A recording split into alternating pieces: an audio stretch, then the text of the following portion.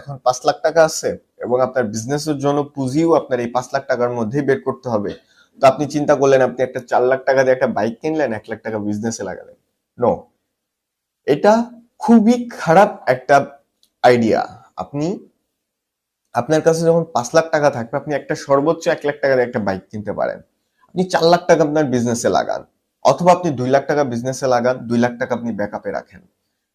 2 লাখ টাকা আপনি ব্যাকআপে রাখলে আপনার এই জায়গায় যদি আপনি কোনো কারণে লস খান, আপনি এই টাকা দিয়ে আপনি এই হচ্ছে লসটা কিন্তু আবার উঠায় নিতে পারবেন।